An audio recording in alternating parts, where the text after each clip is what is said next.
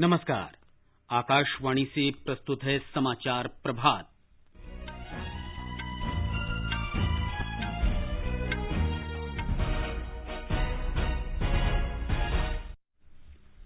भारत और चीन सीमावर्ती इलाकों से अपने अपने सैनिकों की वापसी पर सहमत।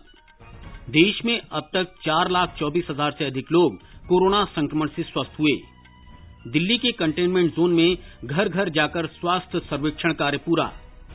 विश्वविद्यालय अनुदान आयोग ने कहा, विश्वविद्यालयों की अंतिम वर्ष की परीक्षाएं सितंबर के अंत तक होंगी। और अमेरिका के पूर्व राष्ट्रीय सुरक्षा सलाहकार जॉन बोल्टन ने कहा, 21वीं शताब्दी में भारत अमेरिका संबंध नई ऊंचाइयों पर होंगे।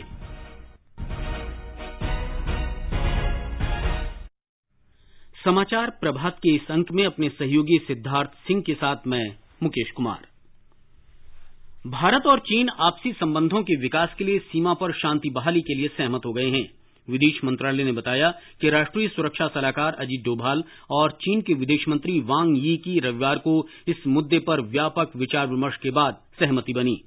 दोनों देश आपसी मतभेदों को विवाद में बदलने से रोकने और शांति बहाली के लिए दोनों देशों की सेनाओं के बीच वास्तविक नियंत्रण रेखा पर तनाव अतिशीघ्र और पूरी तरह से समाप्त करने पर भी सहमत हुए।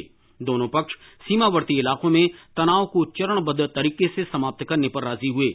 उन्होंने इस बात पर सहमति व्यक्त की कि दोनों देश वास्तविक नियंत्रण रेखा का सम्मान करें और कोई भी पक्ष ऐसा कोई एक तरफा कदम न उठाए जिससे मौजूदा स्थिति में बदलाव हो। दोनों पक्ष सीमावर्ती इलाकों में शांति भंग करने वाली घटनाओं से बचने के लिए मिलकर काम करने पर भी सहमत हुए। सीमा पर पूरी तरह शांति कायम होने तक दोनों देशों के बीच बातचीत जारी रहने पर भी सहमति बनी। चीन और भारत के कोर कमांडरों की बैठक में हुई सहमति के अनुसार गलवान घाटी में चीन की सेना पीछे हटने लगी है। सेना के सूत्रों ने बताया कि चीनी सेनाओं को पेट्रोलिंग पॉइंट 14 से तंबुओं और अन्य ढांचों को हटाते हुए देखा गया।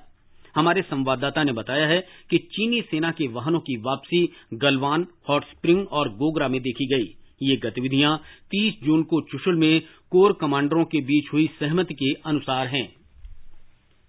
केंद्र सरकार ने कहा है कि अब तक देश में 4,24,437 लोग कोविड संक्रमण से ठीक हुए हैं। पिछले 24 घंटे के दौरान 15,350 लोग स्वस्थ हुए हैं। इसके साथ ही स्वस्थ होने वालों की दर 60.86% हो गई है। स्वास्थ्य और परिवार कल्याण मंत्रालय ने बताया है कि पिछले 24 घंटों में देश भर में संक्रमण के 24,248 नए मामलों की पुष्टि हुई। देश में संक्रमित लोगों की संख्या 6,97,413 हो गई है। एक दिन में 425 लोगों की मौत के साथ ही मृतकों की संख्या 19,693 हो गई है। देश में कोविड-19 महामारी के बाद से अब तक 1 करोड़ नमूनों की जांच की महत्वपूर्ण उपलब्धि हासिल की गई है। पहले हर रोज 100 से भी कम नमूनों की जांच की जा रही थी। कुछ महीनों में इसमें कई गुना वृद्धि हुई।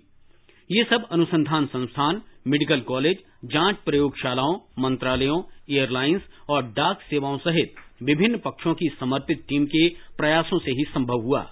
पिछले 24 घंटों के दौरान देश में 3,46,000 से अधिक कोविड नमूनों की जांच की गई। एक रिपोर्ट। कोरोना वायरस महामारी के कारण देश एक अभूतपूर्व संकट से गुजर रहा है। इस स्थिति से प्रभावी ढंग से निपटने के लिए सरकार ने टेस्ट, ट्रैक, ट्रीट की रणनीति अपनाई है ताकि महामारी का जल्द से जल्द पता लगाकर रोकथाम के लिए उचित कदम उठाए जा सकें। सरकार ने कोविड-19 परीक्षण के क्षेत्र में आत्मनिर्भरता हासिल करने के लिए आवश्यक उपकरणों और सामग्रियों को विकसित करने के लिए स्वदेशी निर्माणकर्ताओं को बढ़ावा दिया। इस साल जनवरी में भारत में पुणे के नेशनल इंस्टीट्यूट ऑफ वायरोलॉजी में कोरोना वायरस की जांच के लिए केवल एक परीक्षण प्रयोगशाला थी। आज देश भर में 1100 से अधिक सरकारी और निजी प्रयोगशालाएं कोरोना वायरस के नमूनों का परीक्षण कर रही हैं। आईसीएमआर कोविड-19 परीक्षण के लिए नई प्रयोगशालाओं, RT PCR kit, Truenat test, CBNAAT test को मंजूरी देकर अपनी सुविधाओं में निरंतर वृद्धि कर रहा है। आईसीएमआर ने आरटी-पीसीआर परीक्षण के साथ साथ कंटेनमेंट जोन में कोविड-19 की जांच के लिए रैपिड एंटीजन टेस्ट किट के उपयोग की भी सिफारिश की है। इसके अलावा भारत उच्च गुणवत्ता, कम लागत वाले परीक्षण स्वैब का भी उत्पादन कर रहा है, जिसके परिणाम स्वरूप रिकॉर्ड समय में लाखों स्वैब का उत्पादन हुआ है। भूपेंद्र सिंह, आकाशवाणी समाचार, दिल्ली। विश्व स्वास्थ्य संगठन ने कहा है कि हवा के माध्यम से नोवल कोरोना वायरस के फैलने के बारे में कोई स्पष्ट प्रमाण नहीं है।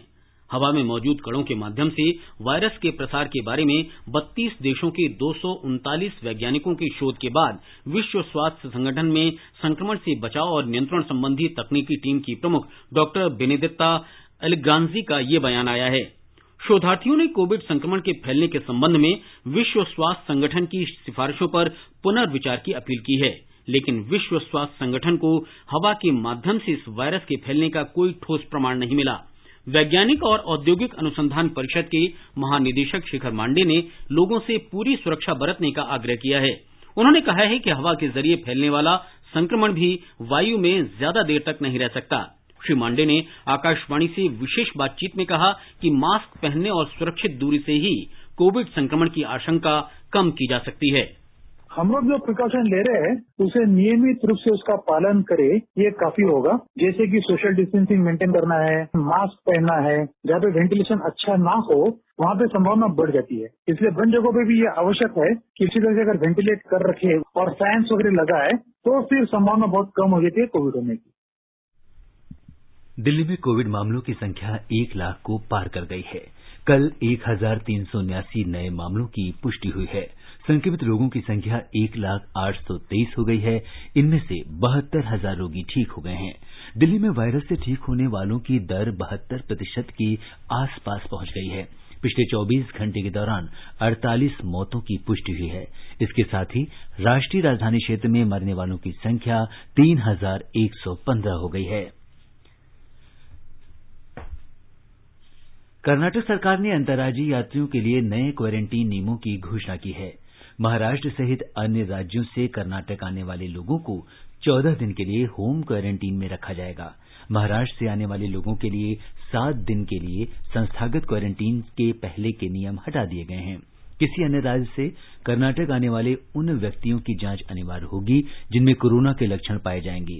कोविड-19 संक्रमित लोगों की अधिकांश संख्या महाराष्ट्र से आए लोगों के कारण बढ़ी है। एक रिपोर्ट। अग्रिम पंक्ति के कोरोना योद्धाओं को प्रोत्साहित करने के लिए कर्नाटक सरकार कोविड राहत कार्य में लगे मेडिकल छात्रों को 5 अंक प्रदान करेगी। एमबीबीएस और नर्सिंग के अंतिम वर्ष के छात्रों को कोविड उपचार केंद्रों पर काम पर लगाया गया है। स्नातकोत्तर परीक्षा में बैठने वाले लगभग 2000 मेडिकल छात्र कोविड संबंधित कार्यों में अपना योगदान देंगे। अग्रिम पंक्ति के स्वास्थ्य कर्मियों का उत्साह बढ़ाने के लिए जोखिम भत्ता दिए जाने की भी योजना है। राज्य के चिकित्सा शिक्षा मंत्री डॉक्टर के सुधाकरन ने बताया कि सरकार ग्रुप डी के कर्मचारियों का वेतन दोगुना करने पर विचार कर रही है। सभी जिलों के ग्रामीण और शहरी क्षेत्रों में बूथ स्तर पर कार्यबल समिति का गठन किया जाएगा ताकि कंटेनमेंट क्षेत्रों पर पूरी तरह से ध्यान केंद्रित किया जा सके। बेंगलुरु से आर मूर्ति की रिपोर्ट के साथ समाचार कक्ष से श्रीराम शर्मा। दिल्ली सरकार ने कोविड-19 के कंटेनमेंट जोन में घर घर जाकर स्वास्थ्य सर्वेक्षण का कार्य पूरा कर लिया है। इस सर्वेक्षण में लगभग 3,68,000 लोगों का सर्वे किया गया। कोविड-19 के 445 कंटेनमेंट जोन में 1,66,000 से अधिक एंटीजन जांच कराई गई। गृह मंत्रालय ने पिछले महीने 29 जून को कहा था कि कंटेनमेंट जोन में घर घर जाकर सर्वेक्षण का काम प्राथमिकता के आधार पर 6 जुलाई तक किया जाएगा। मध्य प्रदेश में ग्वालियर के सार्वजनिक स्थानों पर कोविड-19 रोकथाम के दिशा निर्देश न मानने वालों को स्वयंसेवक के रूप में अस्पतालों और पुलिस चेक पोस्टों पर 3 दिन के लिए काम करना होगा।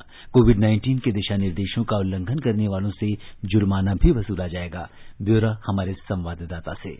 सार्वजनिक स्थानों पर कोरोना वायरस दिशा निर्देशों का पालन नहीं करने वाले लोगों को नियमों का महत्व समझाने और इस बीमारी की गंभीरता से रूबरू कराने के लिए उनसे अस्पतालों, फीवर क्लिनिक और पुलिस चेक पोस्ट में 3 दिनों तक स्वयं सेवकों के रूप में काम कराया जाएगा। ग्वालियर कलेक्टर कौशलेंद्र विक्रम सिंह ने बताया, जो कोई भी बिना मास्क चलेगा, सोशल डिस्टेंसिंग का पालन नहीं करेगा, प्रतिष्ठान में अगर जी दुकान में उसमें पालन नहीं होगा तो हम उसको अब जो है कोरोना वॉरियर्स के रूप में बॉर्डर पे, रोड पे, कोविड हॉस्पिटल में, क्वारंटाइन सेंटर में ड्यूटी लगाएंगे। अभी हम लोगों ने 6-7 लोगों की ड्यूटी लगा दी है। उधर मध्य प्रदेश में बीते 24 घंटों में 354 नए मामलों के साथ ही कोविड-19 संक्रमित लोगों की संख्या बढ़कर 15,284 हो गई। राज्य में अब तक इस बीमारी से 617 लोगों की मृत्यु हो चुकी है। वहीं कल भी 168 लोगों को अस्पताल से छुट्टी मिल गई। इन्हें मिलाकर अब तक 11,579 लोग स्वस्थ होकर अस्पतालों से घर जा चुके हैं। संजीव शर्मा, आकाशवाणी समाचार, भोपाल। पश्चिम बंगाल में कोलकाता मेडिकल कॉलेज और अस्पताल में कोविड रोगियों के उपचार के लिए पहला प्लाज्मा बैंक बनाया गया है। राज्य की मुख्यमंत्री ममता बनर्जी ने कल इसका उद्घाटन किया। एक रिपोर्ट। पश्चिम बंगाल सरकार ने राज्य में कोविड के बढ़ते मामलों पर रोक लगाने के लिए कई कदम उठाए हैं। प्लाज्मा बैंक खोलने के अलावा कोलकाता में इस संक्रामक बीमारी के उपचार के लिए अस्पताल उत्कृष्टता के विशिष्ट केंद्र बनाए जाएंगे। स्थिति को संभालने के लिए आवश्यक ढांचे के अनुरूप स्कूल ऑफ ट्रॉपिकल मेडिसिन को भी और आधुनिक बनाया जाएगा। इस बीच कोविड-19 संक्रमण के मामले लगातार बढ़ रहे हैं। पिछले 24 घंटों में 861 लोगों में कोरोना संक्रमण की पुष्टि हुई है और 22 लोगों की इससे मौत हुई है। राज्य में ठीक होने वालों की दर 66% है। कोलकाता से अरिजीत चक्रवर्ती की रिपोर्ट के साथ समाचार कक्ष से अरुण होरा।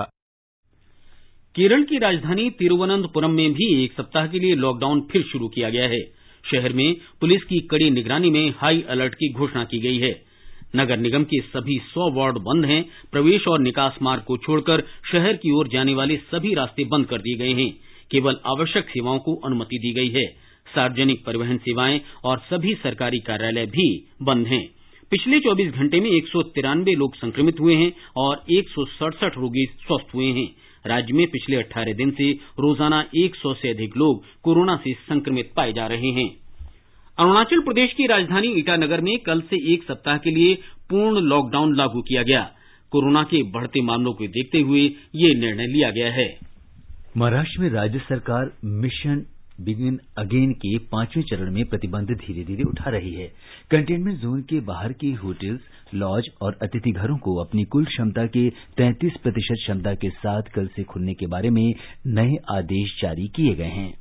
महाराष्ट्र सरकार ने राज्य में कल से होटल शुरू करने की अनुमति दे दी है। हालांकि शॉपिंग मॉल के होटलों को फिर से खोलने की अनुमति नहीं होगी। होटल मालिकों से कहा गया है कि वे होटल में उचित भीड़ प्रबंधन सुनिश्चित करें, जिसमें लिफ्ट और पार्किंग स्थल, प्रवेश और रिसेप्शन टेबल पर थर्मल स्क्रीनिंग अनिवार्य होगा। ग्राहकों के लिए रिसेप्शन, गेस्ट रूम और सार्वजनिक स्थानों पर मुफ्त सैनिटाइजर उपलब्ध कराने के निर्देश दिए गए हैं। साथ ही होटल को QR code, online form, digital भुगतान जैसी संपर्क रहित सुविधाओं का इस्तेमाल करना होगा। वहीं दूसरी ओर टाटा सन्स ने कोविड-19 के खिलाफ लड़ाई को मजबूत करने के लिए बृहन मुंबई नगर निगम को 20 एम्बुलेंस, 100 वेंटिलेटर और इम्यूनोलॉजी तथा वायरस संक्रमण अनुसंधान केंद्र की स्थापना के लिए 10 करोड़ रुपए की वित्तीय सहायता प्रदान की है। माधुरी पांगे, आकाशवाणी समाचार, मुंबई। बिहार सरकार ने लॉकडाउन और गर्मी की छुट्टियों के दौरान प्राथमिक और मिडिल स्कूलों के 2 करोड़ बच्चों को दोपहर भोजन योजना के अंतर्गत अनाज देने और नकद राशि देने का फैसला किया है। प्रत्येक पंजीकृत विद्यार्थी को इस योजना का लाभ मिलेगा। अपर मुख्य सचिव R.K. महाजन ने बताया कि सभी जिला मजिस्ट्रेटों और संबंधित अधिकारियों को इस बारे में निर्देश दे दिए गए हैं। एक रिपोर्ट। राज्य सरकार ने कहा है कि सरकारी प्राथमिक और मध्य विद्यालय के बच्चों के लिए मध्याह्न भोजन योजना के बदले राशि और अनाज दोनों मिलेगा। 5वीं कक्षा तक के प्रत्येक छात्र को 8 किलो अनाज और 358 रुपए नगद दिए जाएंगे। इसी तरह 6वीं से 8वीं तक के छात्रों को 12 किलो खाद्यान्न और 536 रुपए तत्काल दिया जाएगा। खाद्यान्न छात्रों के अभिभावकों को दिया जाएगा, जबकि राशि बच्चों या अभिभावकों के खाते में डीबीटी के माध्यम से दी जाएगी। विद्यालयों में कक्षावार तिथि का निर्धारण कर अनाज का वितरण किया जाएगा। जिस दिन बच्चों को अनाज मिलेगा उसी दिन राशि भी उनके खातों में चली जाएगी। आकाशवाणी समाचार के लिए पटना से कृष्ण कुमार लाल। आगे बढ़ने से पहले एक नजर मुख्य समाचारों पर। भारत और चीन वास्तविक नियंत्रण रेखा से अपने अपने सैनिकों की वापसी पर सहमत। देश में अब तक 4,24,000 से अधिक लोग कोरोना संक्रमण से स्वस्थ हुए। दिल्ली के कंटेनमेंट जोन में घर घर जाकर स्वास्थ्य सर्वेक्षण पूरा। विश्वविद्यालय अनुदान आयोग ने कहा, विश्वविद्यालयों की अंतिम वर्ष की परीक्षाएं सितंबर के अंत तक होंगी। और अमेरिका के पूर्व राष्ट्रीय सुरक्षा सलाहकार जॉन बोल्टन ने कहा, 21वीं शताब्दी में भारत अमेरिका संबंध नई ऊंचाइयों पर होंगे। गुजरात में पिछले 24 घंटे के दौरान कोविड के 735 नए मामलों की पुष्टि होने के साथ ही संक्रमित लोगों की संख्या बढ़कर 36,858 हो गई है। सूत्रों के हवाले से हमारे अहमदाबाद संवाददाता ने बताया है कि कोविड-19 से 17 और लोगों की मौत के साथ ही ये आंकड़ा बढ़कर 1,962 हो गया है। गुजरात में लगातार तीसरे दिन संक्रमण के 700 से अधिक नए मामले दर्ज किए गए। राज्य में दर्ज 735 नए मामलों में से सबसे अधिक 201 मामले सूरत से दर्ज किए गए, जबकि अहमदाबाद में 168 नए मामले सामने आए। आधिकारिक सूत्रों के अनुसार राज्य में 8,573 सक्रिय मामलों में से 69 मरीजों की स्थिति गंभीर है और वे वेंटिलेटर पर है। राज्य में पिछले 24 घंटों के दौरान 423 मरीजों को विभिन्न अस्पतालों से छुट्टी दे दी गई। इसके साथ ही कोविड-19 से ठीक होने वाले कुल मरीजों की संख्या 26,323 हो गई है। राज्य में अब तक 4,18,000 से अधिक लोगों का कोविड-19 के लिए परीक्षण किया जा चुका है। इस बीच अहमदाबाद नगर निगम ने नए मामले सामने आने के चलते शहर के 17 और क्षेत्रों को माइक्रो कंटेनमेंट जोन में शामिल किया है। योगेश पंड्या, आकाशवाणी समाचार, अहमदाबाद। दुनिया भर में अब तक 1,15,16,782 लोग कोविड-19 पॉजिटिव निकले हैं और अब तक 5,35,453 मौतें हो चुकी हैं। जॉन हॉपकिंस यूनिवर्सिटी के अनुसार अमेरिका 29,10,023 संक्रमणों और 1,30,090 मौतों के साथ पहले स्थान पर है। 16,03,055 मामलों और 64,867 मौतों के साथ ब्राजील दूसरे स्थान पर है। तीसरे स्थान पर रूस है, जहां 6,86,777 मामले मिले हैं और 10,271 मौतें हुई हैं। आकाशवाणी की समाचार सेवा प्रभाग से विशेषज्ञों की राय श्रृंखला में कोविड-19 महामारी के बारे में चिकित्सा विशेषज्ञों की राय प्रसारित की जाती है। आकाशवाणी से बातचीत में मेदांता अस्पताल में मानसिक स्वास्थ्य विभाग के डॉक्टर सौरभ मेहरोत्रा ने बताया कि लोगों को अन्य बातों के अलावा पुस्तक पढ़ने, संगीत सुनने और कसरत करने जैसी आदतें डालनी चाहिए। उन्होंने कहा कि कोविड से संबंधित खबरों को लेकर अधिक परेशान होने की जरूरत नहीं है, क्योंकि इससे बेचैनी जैसी समस्या उत्पन्न हो सकती है।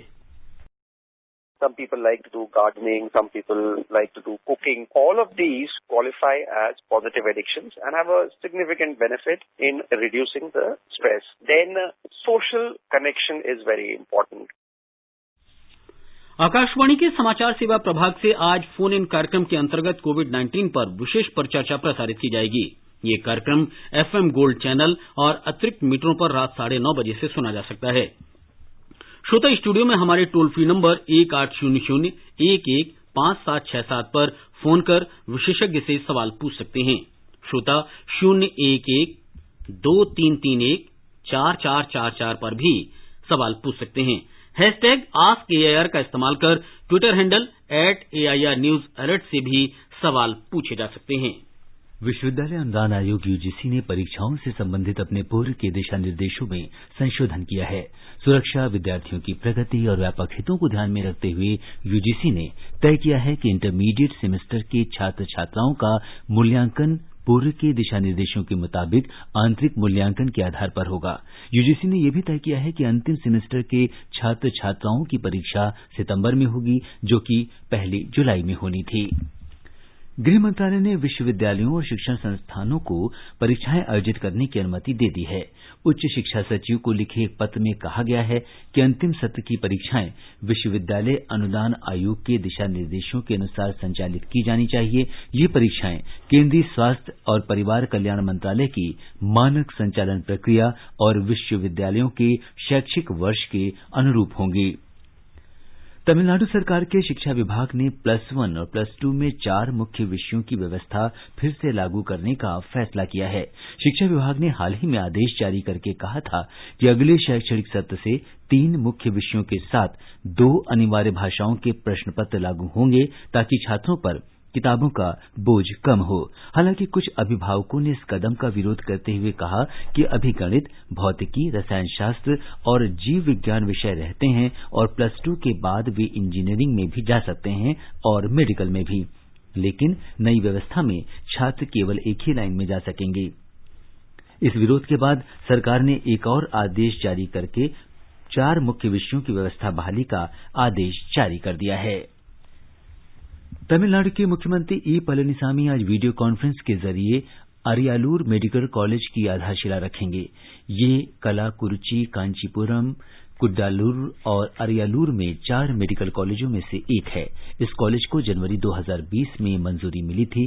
3 अरब 47 करोड़ रुपए की लागत से बनने वाला ये कॉलेज अस्पताल पिछड़े अरियालूर जिले और इसके सीमावर्ती पेराम्बलूर, करूर तथा तिची जिलों के लिए महत्वपूर्ण होने की उम्मीद है। विदेश सचिव हर्षवर्धन श्रृंगला ने कहा है कि कोरोना से उत्पन्न स्थिति से डिजिटल कूटनीति को बढ़ावा मिला है। उन्होंने कहा कि भारत इस मोर्चे पर अग्रणी रहा है और प्रधानमंत्री नरेंद्र मोदी ने ऑनलाइन संवाद को बढ़ावा देकर चुनौती को अवसर में बदला है। कल भारतीय सनदी लेखाकार संस्थान की एक ऑनलाइन संगोष्ठी में उन्होंने कहा कि कोरोना के कारण सामान्य राजनयिक मेलजोल बाधित हुआ है और लगभग सभी अंतर्राष्ट्रीय शिखर सम्मेलनों तथा बैठकों को रद्द करना पड़ा है। श्री श्रृंगला ने कहा कि पारंपरिक रूप से जटिल मुद्दों के समाधान या मुश्किल समझौतों के लिए साथ बैठने को जरूरी माना जाता रहा है, लेकिन व्यावहारिक रूप से संभव न होने पर भी ऐसे मुद्दे टाले नहीं जा सकते। उन्होंने कहा कि इतनी व्यापक समस्या का समाधान संगठित वैश्विक प्रयासों से ही संभव है, जिसने परस्पर निरंतर संवाद को और अधिक आवश्यक बना दिया है। विदेश सचिव ने कहा कि भारत और चीन के बीच वास्तविक नियंत्रण रेखा पर जारी तनाव सहित दुनिया के कई हिस्सों में बढ़ते तनाव के निरंतर संवाद का महत्व और बढ़ा दिया है। उन्होंने कहा कि दुनिया के कुछ नेताओं ने फिर से प्रत्यक्ष मुलाकातें शुरू की हैं, लेकिन कूटनीतिक स्तर पर ऑनलाइन मुलाकात ही तब तक प्रमुख जरिया बनी रहेगी जब तक कोरोना का कोई ठोस समाधान नहीं मिल जाता। प्रधानमंत्री कार्यालय के मुख्य सूचना सुरक्षा अधिकारी गुलशन राय ने कहा है कि भारत में पिछले 2 महीनों के दौरान साइबर घटनाओं में 200% की वृद्धि हुई है। उन्होंने कहा कि हालांकि ऐसा कोई सबूत नहीं है कि इसके लिए चीन को जिम्मेदार ठहराया जा सके। उन्होंने कहा कि कोविड-19 महामारी के कारण घर से काम करने के लिए सेवा क्षेत्र में हुए बदलावों के कारण ये घटनाएं बढ़ी हैं। उन्होंने कहा कि लोग गैर भरोसेमंद एप्लीकेशन डाउनलोड करते हैं, जिनमें सुरक्षा उपायों का अभाव हो सकता है। जम्मू कश्मीर में आज सुबह दक्षिण कश्मीर में पुलवामा जिले के गुसू इलाके में सुरक्षा बलों और आतंकवादियों के बीच मुठभेड़ में एक आतंकवादी मारा गया। पुलिस के अनुसार पुलवामा पुलिस और सेना के संयुक्त दल ने गुसू गांव में घेराबंदी और तलाश अभियान शुरू किया था। सुरक्षा बलों के संयुक्त दल के इलाकों की घेराबंदी पर छिपे आतंकवादियों ने गोलीबारी शुरू कर दी। संयुक्त दल ने भी जवाबी कार्रवाई की और मुठभेड़ में एक आतंकवादी को मार गिराया। मारे गए आतंकवादी की पहचान की जा रही है। ताजा समाचार मिलने तक कार्रवाई जारी थी। पूर्व अमरीकी राष्ट्रीय सुरक्षा सलाहकार जॉन बोल्टन ने कहा है कि पूर्वी लद्दाख में वास्तविक नियंत्रण रेखा पर चीन के व्यवहार से अमरीका ही नहीं, चीन के आसपास के देशों के नागरिक भी चिंतित हैं। दूरदर्शन से बातचीत में उन्होंने कहा कि कई मुद्दों पर चीन का रवैया अस्वीकार्य होता है। श्री बोल्टन ने कहा कि इस शताब्दी में भारत के साथ अमरीका के संबंध नई ऊंचाइयों पर पहुंचेंगे। In geostrategic terms, the U.S.-India bilateral relationship is going to be one of the most important for the U.S. in the 21st century. I think China, from the U.S. perspective, is the existential threat, the other main player on the world scene for the rest of the century. Shri Bolton ने यह भी कहा कि भारत के प्रधानमंत्री नरेंद्र मोदी भारतीय मूल के अमरीकी नागरिकों में बेहद लोकप्रिय हैं। कोरोना वायरस से निपटने के तरीके को लेकर चीन की आलोचना करते हुए अमरीकी राष्ट्रपति डोनाल्ड ट्रंप ने कहा है कि चीन ने अमरीका और बाकी दुनिया को भारी नुकसान पहुंचाया है। अमरीका में कोरोना वायरस से सबसे ज्यादा लोग प्रभावित हुए हैं और अर्थव्यवस्था को भी काफी नुकसान हुआ है। अमरीका में कोरोना से 1,32,000 लोगों की मौत हुई है। डोनाल्ड ट्रंप ने कहा कि चीन से वायरस आने के पहले अमरीका काफी अच्छा काम कर रहा था। राष्ट्रीय आपदा प्रबंधन प्राधिकरण एनडीएमए ने आकाशीय बिजली से बचने के बारे में जागरूकता फैलाने की आवश्यकता पर बल दिया है, ताकि बिजली से लोगों की जान जाने की अप्रिय घटनाओं को रोका जा सके। देश के कई भागों में बिजली गिरने से लोगों की जान जाने की हाल की घटनाओं के मद्देनजर ये कदम उठाया गया है। आकाशवाणी से विशेष बातचीत में एनडीएमए के सदस्य कृष्ण वत्स ने बिजली गिरने के दौरान किए जाने वाले सुरक्षा उपायों की जानकारी दी। बहुत लोग वृक्ष के नीचे खड़े हो जाते हैं और उससे खतरा बढ़ जाता है। जब वृक्ष के आसपास वज्रपात होने की संभावना और ज्यादा हो जाती है। बस लेट जाना जमीन पर और नहीं तो दूसरी कहीं अगल बगल में किसी इमारत में संरक्षण लेना, ये मुख्य उपाय है। खुले मैदान में थोड़ा उससे बचना चाहिए। अगर कहीं ऐसी एक्टिविटी हो रही है, आकाश में दिख रहा है कि यहाँ वज्रपात होने की संभावना है। और अब एक नजर आज के मौसम पूर्वानुमान पर। दिल्ली में आज बादल छाए रहेंगे और हल्की वर्षा हो सकती है। तापमान 27 से 33 डिग्री सेल्सियस के बीच रहने की संभावना है। मुंबई में भारी वर्षा होने का अनुमान है। तापमान 25 से 29 डिग्री के बीच रहेगा। चेन्नई का तापमान 28 से 34 डिग्री के बीच रहने की संभावना है। शहर में हल्की वर्षा हो सकती है। उधर कोलकाता, चंडीगढ़ और देहरादून में बादल छाए रहेंगे तथा गरज के साथ छींटे पड़ने का अनुमान है। कोलकाता में तापमान 27 से 33 डिग्री के बीच, चंडीगढ़ में 26 से 33 डिग्री के बीच और देहरादून में 25 से 33 डिग्री के बीच रहेगा। जम्मू में तापमान 26 से 36 डिग्री के बीच रहेगा और वर्षा या धूल भरी आंधी चल सकती है। राजधानी श्रीनगर में तापमान 17 से 34 डिग्री के बीच रहेगा और दोपहर बाद आंशिक रूप से बादल छाए रह सकते हैं। गिलगित में भी दोपहर बाद बादल दिख सकते हैं। शहर का तापमान 16 से 33 डिग्री के बीच रहेगा। मुजफ्फराबाद में आसमान साफ रहेगा और तापमान 22 से 39 डिग्री तक रहने का अनुमान है। पटना में भी हल्की वर्षा हो सकती है। उधर गुवाहाटी में भी गरज के साथ छींटे पड़ सकते हैं। अहमदाबाद में हल्की वर्षा के साथ तापमान 25 से 36 डिग्री के बीच रहेगा। भोपाल में दोपहर बाद गरज के साथ छींटे पड़ सकते हैं। हैदराबाद में रात में बारिश हो सकती है। बेंगलुरु में भी हल्की बूंदाबांदी का अनुमान है। समाचार कक्ष से वीरेंद्र कौशिक। ये समाचार हमारी वेबसाइट newsonair.com/hindi पर भी उपलब्ध हैं। और सिद्धार्थ, अब आप बताएं कि आज के समाचार पत्रों में कौन कौन सी सुर्खियां छाई हुई हैं। जी हाँ मुकेश, अगर आज के समाचार पत्रों पर एक नजर डालें तो लद्दाख में चीनी सेना के वास्तविक नियंत्रण रेखा से पीछे हटने की खबर सभी अखबारों में प्रमुखता से है। नवभारत टाइम्स की सुर्खी है, गलवान में आखिर उखड़ ही गया चीनी तंबू, डोभाल की एंट्री और पीछे हट गया चीन। दैनिक भास्कर लिखता है, ढीला पड़ा ड्रैगन। राष्ट्रीय सहारा का कहना है, भारत डटा, चीन हटा। जनसत्ता के अनुसार एनएसए, डोभाल और चीनी विदेश मंत्री की बातचीत के बाद टूटा गतिरोध। गलवान और गोगरा हॉट स्प्रिंग में पीछे हटे चीनी सैनिक। राजस्थान पत्रिका का शीर्षक है, 62 दिन बाद चीनी सेना ने छोड़ा गलवान, 3 स्थानों पर वापसी की हलचल। एलएसी पर बनेगा बफर। पंजाब केसरी की सुर्खी है, गलवान में चीन बैकफुट पर। हिंदुस्तान ने लिखा है, नेपाल ने भारतीय सीमा पर 2 चौकियां बंद की। धारचूला जिला प्रशासन ने कहा, बाकी 4 चौकियां भी जल्द हट जाएंगी। जनसत्ता का कहना है कि पंजाब में कोरोना संक्रमण की दर देश में सबसे कम। दिल्ली में 13 दिन में 65% कम हुए मामले। हिंदुस्तान के अनुसार राजधानी में महज 25,000 कोरोना संक्रमित। बकौल नवभारत टाइम्स, दिल्ली में सोमवार को केवल 1,379 मरीजों का पता चला। अमर उजाला लिखता है, जांच का आंकड़ा 1 करोड़ पार। जनसत्ता की सुर्खी है, विश्वविद्यालय की परीक्षाएं सितंबर के अंत तक। अमर उजाला की सुर्खी है, स्कूल शिक्षा का 1/3 कम होगा 9वीं से 12वीं का कोर्स। 1 से 8वीं कक्षा तक फैसला स्कूलों पर छोड़ा। हिंदुस्तान लिखता है, विकास दुबे मामले में 2 दरोगा समेत 3 सस्पेंड। जनसत्ता के अनुसार दुबे पर 2.5 लाख इनाम। अमर उजाला ने गैंगस्टर के बिजनौर में मिली लोकेशन के बारे में जानकारी दी है। पंजाब केसरी का कहना है, एनकाउंटर के डर से कानपुर का गैंगस्टर दिल्ली की कोर्ट में कर सकता है सरेंडर।